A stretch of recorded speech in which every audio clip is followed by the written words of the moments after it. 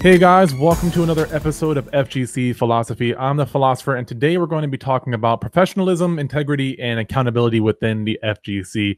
There's a few stories we want to hit on and just some general ideas within the FGC that I feel is relevant with so much going on. There's almost like a political heat within the FGC. So I think that now is a good time to have the conversation. I have my guest, familiar face, Psycho Blue.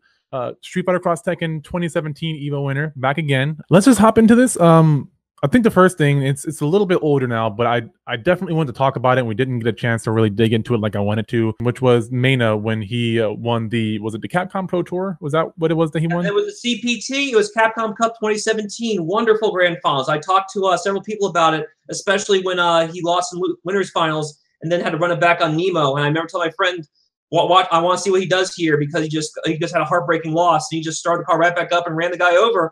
So I thought it was very impressive. But you can bring your point now, because we're going to talk about that for a bit. Yeah. So him winning, that was impressive. But what happened afterwards was what really caught my attention, and I didn't quite understand because I didn't follow him that closely. But he got a lot of hatred from players. For various different reasons, and it was really fascinating to see people not giving him the justice that he deserved. I mean, we see that with all kinds of people, especially with the villains, you know, people like Filipino Champ. But it was just really crazy to see so many people upset and bashing him and talking a lot of smack about this person, even though he didn't really seem to be affected by it at all. It just, to me, it was fascinating. I thought it was disappointing that so many people were bashing this person. But to that point, though, is the idea of professionalism and integrity and accountability, and the fact that people were actively trying to tear another member of the community down. And that has always fascinated me when I see that. You know, I've already talked about it recently in a video with another game that I won't get into today. But yeah, you know, I mean, before I really start digging too much into it, you know, I want to know a little bit more about your thoughts on the situation and things that you observed. What I observe, unfortunately, is becoming all the more common. At first, it was just a vocal minority, but it seems that as the echo chamber of social media gets larger and larger, the vibrations of such negativity gets louder and louder. So the reaction to Mena winning, unfortunately, is a sign of a shifting mentality in FGC, which hopefully can shift back to a more positive one. But lately, I feel like social media, and especially the fighting community side of social media, has been very pessimistic. For even when it doesn't call for it, I feel there's a lot of a lack of solution focus, and rather than look within to see how a solution was made, they'd rather accuse things that they can't control. In this case, the game itself. Rather than say, here's how the game is played, here's how I should be playing. Instead, they'd rather say, the game is not letting me play the way I want, so it must be the game's fault, rather than adapt and change. In this case, in Mena's case, he obviously didn't listen to a lot of the critics saying a certain character was bad, and because he made things happen anyway. And I saw the exact same thing months before at Evo. I remember Akuma being looked at with some skepticism up until Evo happened, and then he just shot the tier list after that win, once Takedo showed what he's capable of. So I saw Mage do the same thing with Birdie, and I watched him adapt against Takedo very well. And he was in two bad situations, almost pulled out of both. And the fact that he did it with someone who people have been sleeping on just showed he put the time and he believed in it. And I saw the same thing a couple months before with Cool Kid and his Abigail, which again should be the precursor for what this mentality is. I'm seeing people saying how horrible Abigail is, but again, there aren't many people playing even today, even though he's supposedly top tier now and like overpowered beyond all get out. Not people really like going ham on him like they should be. He's that good. Not certainly not like Dante and Marvel Infinite. Yeah, I mean, something yeah, go on. Something you pointed out, which was a solution focused.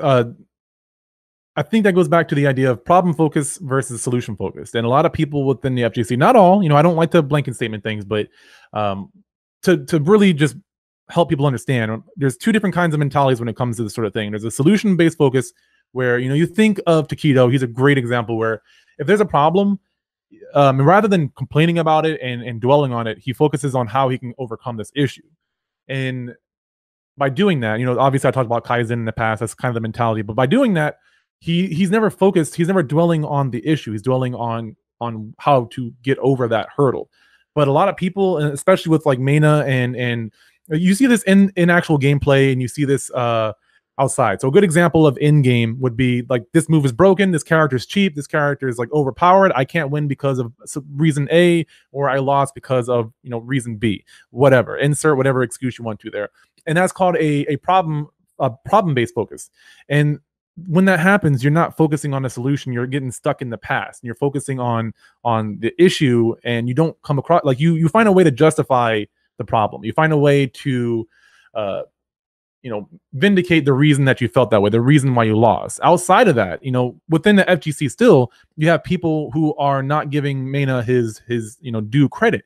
And rather than doing that, by complaining about this person because he's young or he's from somewhere or whatever reason, you're not focusing on how he beat all these people. Did he just magically beat people because he just did and he's young and he has great reflexes? No, this dude put in a lot of work. People aren't acknowledging that. And by not acknowledging that and paying attention, they're not learning from what he even did. So when they come up against Mena, he's going to lose. They're going to lose to Mena. But if you look at Evo Japan, a great example, they have a great Kaizen mentality. So I guarantee you that after he won that tournament, people in Japan, that's why he didn't do that well in Japan. Well, he did great. Let me reiterate that. But he lost to Japanese players because they were focusing on a solution rather than dwelling on, how good he was or whatever. So that's kind of the thing that I got from what you're talking about. Is that's the issue that I see. That's the reason why I think personally that's kind of detrimental of a mentality to have within the FGC. And that's only two examples of many across the board where they're complaining about something or they're bashing something, rather than focusing on how they can, deal with the cards they've been dealt. I feel lately, about the Kaizen bit, I feel like there's a misconception of it being inherently Japanese or Far East players who only have it. I think it's a misconception that just because your name on the other side of the ocean means you're somehow godlike, which there's so many things wrong with that mentality. I'm not even going to detail about it too much, but I will say this: it's not that hard to adapt to as long as you focus. I mean, Cool Kid has it. He's not a Japanese player. He's a man from Chicago. He's from Chicago. I think he's from Chicago. Yep. He's a man from the Midwest. And again, I've seen him as a commentator who commentated his final round 17 when Shira crossed Tekken. I saw him overcome infiltration, and then he overcame. He survived a reset bracket and managed to win Shira crossed Tekken in a very close match. I mean, that match literally could have gone either way, and but he pulled it off. He beat some great players even back then when his name wasn't as big as it is now. And it's not inherently Japanese or Korean or an Asian mindset. I think that's where people are faltering, that just because they're a name from that side means that they're somehow better than names from our side. And it's because that they have that mentality. And it's not something inherent to them either. It's just developed over time, just a normal human being and a professional. Yeah, definitely. I think to kind of add on to that, to give a good example of how we think about it in America, it's like Asians are just good at math. They're born that way. That's kind of the mentality that I see in a lot of people. And like the reason they're good at math or fighting games or whatever else they do is because, for them, a lot of them are taught that mentality at a young age. It's something that can be completely learned in America, and there's tons of Americans who have that mentality. It's just less common. So I 100% agree with you that, anybody can acquire this. Not all Japanese or Asian people have this mentality. It's just more abundant because it's part, that philosophy is part of their culture, but we can totally learn from them. There's tons of, there's tons of entrepreneurs. Like I follow a lot of entrepreneurs. I follow a lot of personal development, motivational speakers and stuff like that. And they talk about it. They just don't call it Kaizen. They call it a solutions-based, mentality, or, not focusing on the past or not dwelling on issues and things like that. There's different names for it, but it's the same thing. You call it solution-focused mentality. Exactly. So there's different names for it. It's not something that Asians aren't just born smart. A lot of people could argue that, but that's not the case. It's more so just their upbringing and how they approach issues, and a lot of it has to do with their strictness, but they also ingrain the idea of looking for a solution rather than dwelling on the issue. And that's what's really important, is that anybody, the person I'm talking to, the person watching this, you guys can acquire that mentality. All you have to do is look for it. It's the same thing with a fighting game. Great example is, in order to punish something, you have to actually look for it. And then once you see it, then you have to find a solution to that. You have to find a punish, and then you can begin to optimize your punish, have a higher damage combo to it. But if you're not actually looking for the move to punish, you're never going to, you can learn that combo and be like, oh yeah, I got this great combo, but you never look for the time to use it. It could be a punish. It could be, whatever time to use that combo. It doesn't have to be a punish, but you get what I'm saying is that you have to look for it first, then plan accordingly, and then optimize and grow and get better and better every day. If you're not looking for something, you probably won't be able to react to it in time. That's the honest truth. Correct. You have to have 100%. That's why it's called neutral. You have to have just enough awareness between offense and defense to be able to react to something or know when to punish something. If you're not looking for it, you've already one set of mind, you're probably going to get hit by it, or you won't be able to react to it in time other than just block. And it's hard. That's the whole point of being able to answer correctly or knowing when to jump in to know if they're looking for something or not. Yeah, definitely. That's where punishes and the mind games come in. But yeah, it's not something inherently Japanese. Japanese have bad players just like we do. But it's a matter of just how they adapt to it, and or who doesn't adapt to it, regardless of what side of the ocean you're from, that allows you to step up. And that goes into what we'd like to talk about today, being able to show professionalism, integrity, FGC, because if you have this mentality, you'll be less likely to do something that might be looked at or reflected upon negatively by a potential sponsor. That's true. And there's so much to think about within that, and it's challenging because we have this, I call it the sheen of WWE, because we have these personas almost, we have these different names and we have these personas, and that's totally fine. It's very entertaining. I love Tasty Steve and Yipes and these people, they're funny, they're great, and their skills. But there's also a lot of people who either try to emulate this, but do it at the expense of other people. But also these same people want to have sponsors and want to be professional. They, the people that want to make competitive gaming their career, but don't quite understand the social interaction, whether it be social media or in person or at events. They don't know how to handle themselves. And I say that intentionally because they don't understand the reactions of other people, how other people might filter out and perceive what they're doing or what they're saying, or, how they're treating other people. People are always watching you. They're always observing, whether it be intentional or not. They take in these things and they react to you emotionally. And that affects your relationships and could potentially affect your professional career when it comes to competitive gaming. These corporations want to be represented. And so if you're out there doing shady things or doing things that aren't, whether it be legal or just disrespectful, that lowers your chances because no one wants to put their advertisement space, anywhere near you. And a lot of people just don't quite get that. Whatever persona we make for ourselves, we can't lose sight of who we are as a professional and as a competitor. We can't publicly embarrass ourselves. Think about all the great athletes, even real sports. Over the weekend, Isaiah Thomas, not the Pistons guy, the new guy, the little guy, Isaiah with 2 A's. He got traded to the Los Angeles Lakers after a quick cup of coffee with the Cavaliers.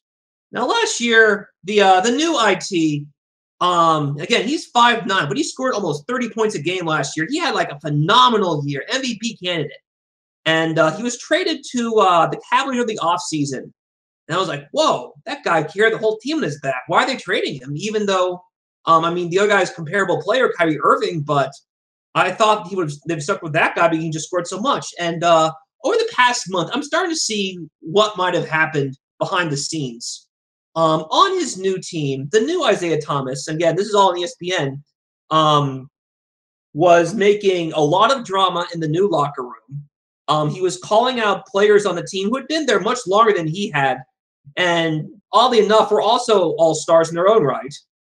And within a month, he was traded to the Los Angeles Lakers, packaged with a first-round pick for 2 players that weren't even nearly comparable to him in talent, at least at the time.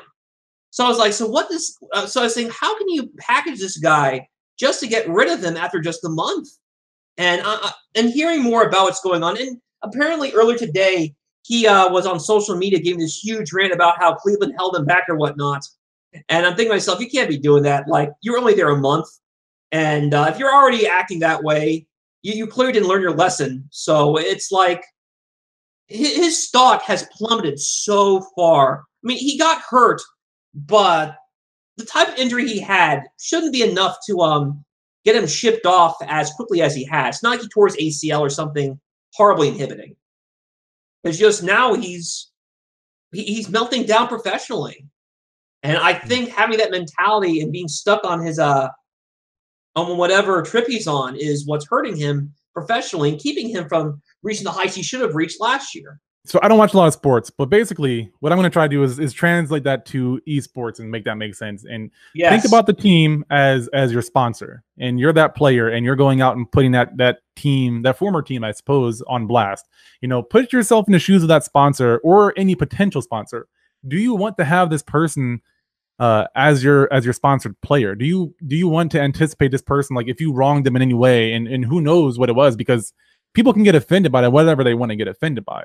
And so looking at him, if I was a sponsor, a potential sponsor looking at him, I'm like, that's a huge risk. Like, maybe he's a good player with a lot of potential, but he doesn't know how to promote my brand.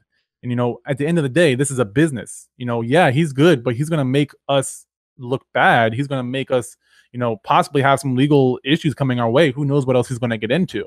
And that's the same thing with these sponsors. When you're doing things, you know, when you're speaking your mind, which is fine to do, but you also have to keep in mind that there are eyes on you. And this is, again, talking to people who want to make a career out of competitive gaming and want to get sponsored or are sponsored and want to keep their sponsors. You have to make it so that you're doing something that makes them look good. You know, it makes you look good and it makes them look good. You know, it doesn't have to be kissing up the people. It doesn't have to be, you know, being a saint, but your behavior has to align with that brand that you're associated with, whether it be a team or, you know, or a sponsor or whatever it is. And again, I'm not a sponsor player, but I've had a lot of experience within this, and this is what I study: leadership, behaviors, marketing, stuff like that. So I've spent a lot of time with people and learning from people about how to conduct yourselves, like in a sales or sponsored environment. So yeah, let's talk a bit about that. Did you catch any of Frosty Fausting's wait, you were there. Of course you did. There. Yeah. Were you by any chance in the crowd during Sack Tap versus Joey D on Marvel Infinite? Yes, I was sitting in the seats, actually. Yeah. So you know what happened during that set? Double rage quit. You said a rage quit? Double. It was yeah. But go ahead and explain it. Yeah. So I was distracted. Best 3 out of 5. Joey D was up 1-0. Sack Tap tied at 1-1, or vice versa. Anyway, it was about to be 2-1, but then Joey D just rage paused. And so it was 2-1 Sack Tap at that point. And then in the middle of the next match, Joey D did it again. So he turned 1-1 into 3-1 Sack Tap because Joey D just rage paused twice. Now, that's okay and all. It happens. But the thing is, Joey D has a sponsor next to his name. And that's not good. If you're already sponsored, you can't be doing that. Because now you make the whole company look bad. And the commentators even called him out, saying, "I would be so upset if I was Circa's eSports manager right now." Yeah. And apparently, it wasn't even the only time he did it that weekend. Apparently, the two of them faced off again in Ultimate Marvel 3, and it happened there too. So he had at least 3 rage quits in the span of a tournament, all to the same guy. Which again, it happens, but if you have a name next to it, now you just make the whole team look bad. And you got to be more considerate of that if you want to keep moving up. Yeah, and there's not really again, like I don't want to like call anybody out, but there's not a good logical reason to do that. Obviously, his emotions got the best of him, and rather than trying to learn from his, however he got in that situation to get that mad, he gave into his emotions and he just quit. He lost any chance of bringing back that match. I've seen tons of comebacks, but something got into his head, told him that he's not going to win this match, or maybe he was either blaming himself or blaming somebody else. But yeah, he stopped. He cut that possibility off. He nipped it in the bud. And again, as a sponsor, you mean this is an isolated scenario, but as a sponsor, as someone who's paying him to go to these places, do you want to pay someone who's going to just up and quit in the middle of a match? And I don't know what was going on. I don't know if it's like, there was some Mike Tyson, Holyfield ear biting type stuff, but I doubt that. But I mean, you have to think about that. I understand. I've gotten mad. I sat outside after a DOA match and just sat outside for a half an hour, just like sitting there meditating because I was so mad that I felt like I wanted to hit somebody. But it happened. I've been that way. I've never quit. And but I've been upset myself. But at the same time, it's one thing if you do it once, but if you do it 3 times the same tournament and twice in the same match, like at that point, it's not just an isolated incident. That's a good point. Because he quit once, and then it was 2-1, and then he quit again the very next game, and it was 3-1. So it's not like he just quit at the end of and made it 3-1 at the very end. That happens sometimes, and that, even though it's not ideal, I understand why it happens. But for it to happen twice in the same match, that's disrespectful. I passed that question on to the viewers. Actually, if you were paying somebody to go to a tournament, and they're representing your brand, and you see them rage quit multiple times in one tournament, what would you be thinking? Like, what would you do in that situation? Like, I want you guys to think about that as a person who's investing in somebody else to represent them. Like, that's something that I would love to see a conversation going down below. The unfortunate truth is shaking your finger at that kind of behavior, if you're a sponsor, among portions of the FGC, it's looked at as a negative on the sponsor's end and not the player's end. They feel that all these sponsors and esports in general are corrupting what makes the FGC great. And while there might be an argument for that in some cases, that's not one of them. It's just including accountability so that you can make this sustainable. So potential new viewers and partners are driven away by the drama that is prevalent within the community. It's the same reason why the NBA and the NFL have such stringent policies about certain things, or the NHL or the MLB and whatnot. So sponsors that might want to have, like, we're the official so-and-so of the league, doesn't look at what's going on here and say that's not good. And we've seen it many times. A player, both in sports and esports, says something ridiculous, and all those sponsors go away because they have to not be associated to show that we don't endorse what's being said, and to prove we have to drop this guy. And that brings us to the next topic we have in mind, which I think you'd like to discuss about showing integrity as a player, and realizing that whatever the FGC says can be reflected on you negatively if you're not careful. Yeah, definitely true. Also, a quick side note that's kind of funny is that the Sack Tap guy, I played him at Frosty Faustings, and I had no clue who he was. And we played the matches, and before we played, he was like, "Yeah, I'm not that good." He downplayed his skills so much, so that when I got bodied, I was so confused because he wrecked me. He bodied my business. So I mean, it's kind of a funny aside, but yeah, he's part of some other discourse. I'm part of. I think. I don't think it's so much him scamming you as much as it's saying. No, I don't feel scammed. I was like, just I think he's saying I'm out of practice and I'm not the level I should be at. So that's exactly what he was saying. Yeah. No, I wasn't mad about it. I was just confused. I was like, dang. And then it wasn't until I watched some matches later on that I realized. My friend told me that he's actually a really good player, and I was like, oh, okay. Yeah, sorry, I had to mention that because it was just kind of funny because the same guy, I had to look him up real quick because I was like, that sounds familiar. But yeah, he bodied me. He sent me to losers bracket. Yeah. So what you have to do sometimes is, and I'm the same way as a cross Tekken player. I mean, obviously, I've done very well lately, but I still need more work, and I know that. I feel like I'm out of practice, or I'm not good at this matchup, or that there are times, like even the last tournament, after I was doing the round robin, I was like getting towards the end of who I needed to beat in order to win the tournament. I kept eyes on everybody very closely, saying, I said, this guy's good. I had to be careful around this guy. I won like super quickly against him. And he said, "Do you think I was bad?" I said, "No, man." And I told the guy later, I took him out for Korean barbecue, like after the tournament. I said, "But I'm going to tell you this now. The tournament's over. After I was done with the Japanese players, you were like my biggest threat. You were who I deemed my biggest threat to keep me from winning. So congratulations." And yeah, I mean, so it's just a matter of perception. The same reason Daigo said, "I almost lost to this Ryu after saying he was bad at EVO Japan. So I almost got my words shut to my face because Ryu almost like knocked me out of the tournament." Even though on stream it was like 2-0 Daigo, as a player, he knows what he's capable of and what's happening in the match in ways that most viewers can't understand. It's different actually being in it versus observing. It's like being an armchair quarterback. We can yell at our screen all the time saying so-and-so is a bum on like the football field or the basketball court or the baseball field, but other players will know how good this guy really is and if they're on their game or not, or if they're doing everything they can. It's why we don't see other players attack each other on social media. There's an unspoken code and a respect for the journey it takes to get to that level. And it's like that for anything competitive. Simple phrase is real recognizes real. That's why anyone who had like a decent run in like the big time are usually helpful and whatnot, at least according to my friend.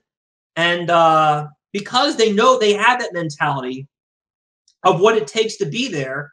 And just by having that mentality, they're willing to share it because you need that kind of mentality in order to succeed because you know how hard it is to get there and what someone has to do to get there. So if someone is showing, I want to be at that level, they'll have the answers. And I think that's where a lot of the people doubting Mena are faltering.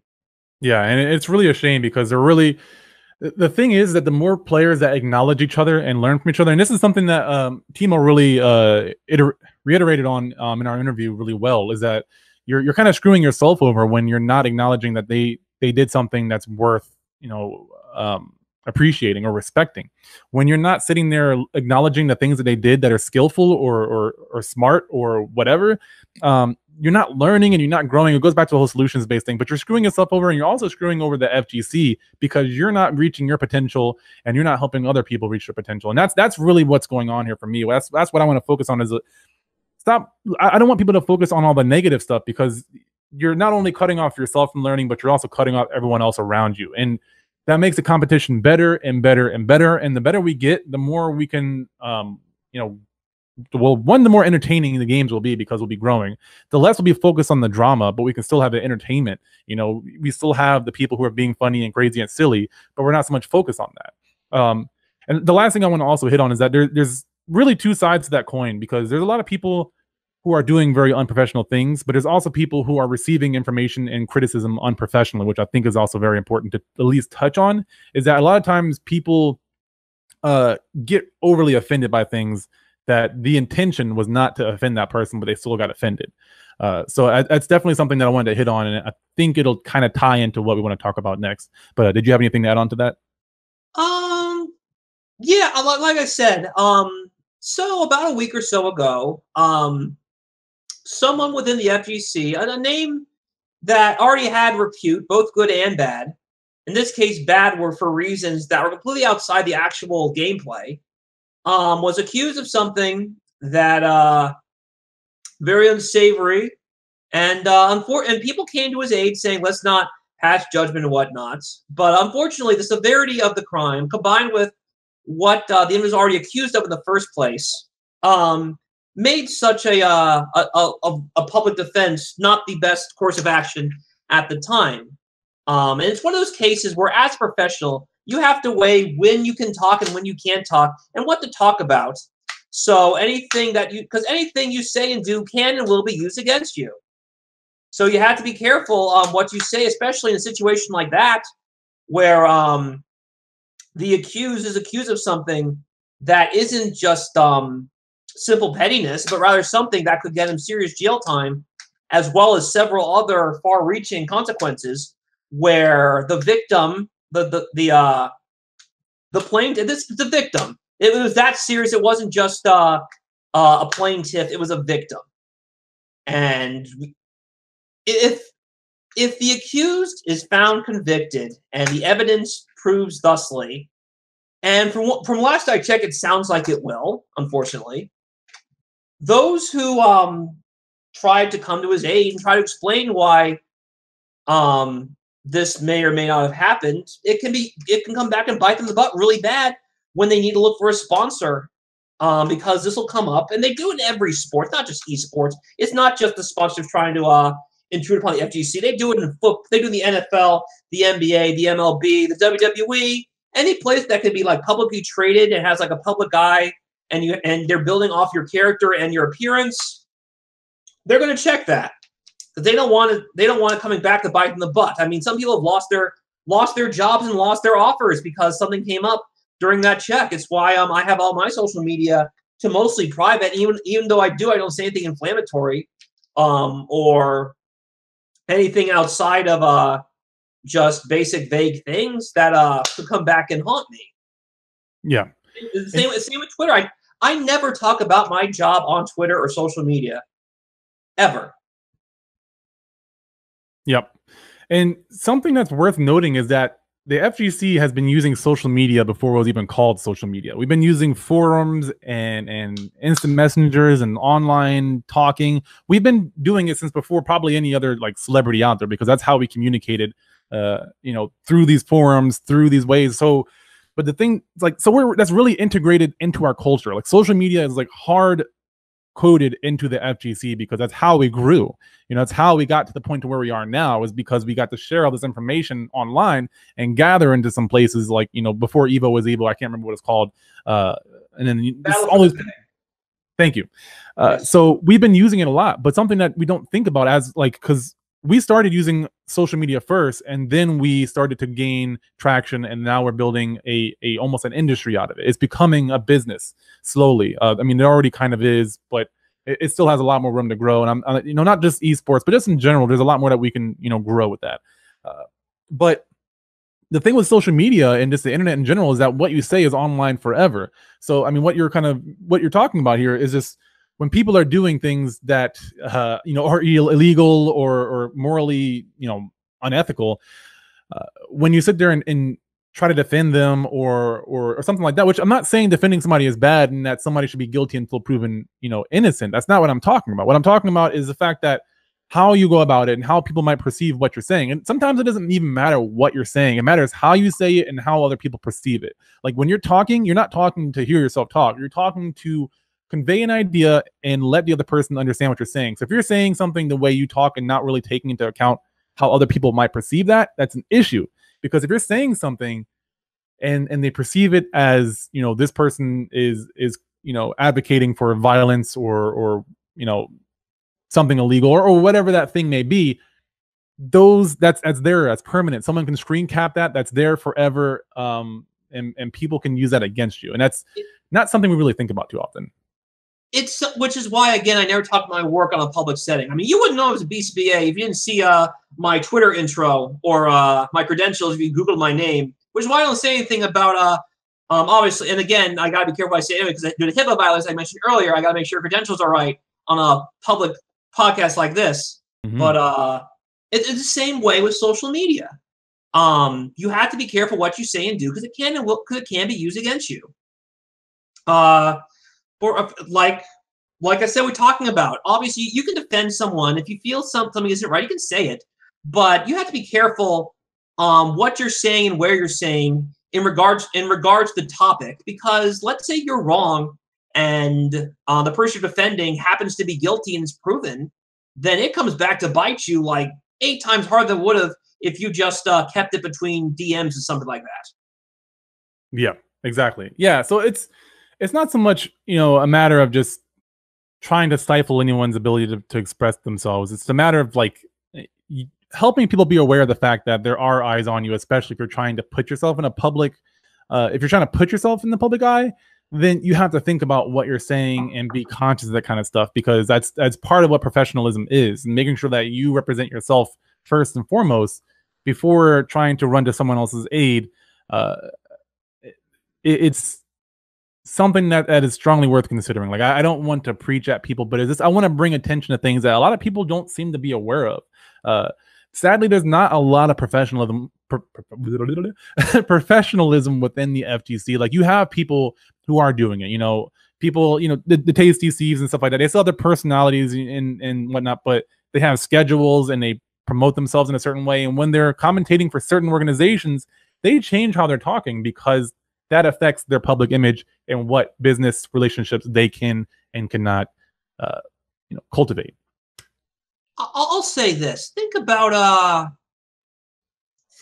who Red Bull is like heavily promoting Daigo and Snake Eyes right now. Now, obviously you've seen the Red Bull video. I've met them both at this point, especially Snake Eyes. I mean, I saw Snake Eyes at Evo, and again, I haven't seen him since Final Round, and I told him, hey, this is what I joked about the video and like me losing to him on the video. I said, hey, my coworker thinks you're a jerk, and I showed him like some text that my coworker sent me after the video. He was laughing. I mean, he was approachable. We were friendly. We joked around, and he's someone you could feel comfortable approaching just based on what you saw in the video.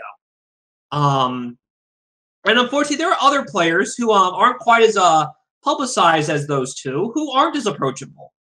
And I think those who aren't typically don't get the shine as those who are. I mean, Justin Wong has always been pretty friendly. Valle has been pretty friendly.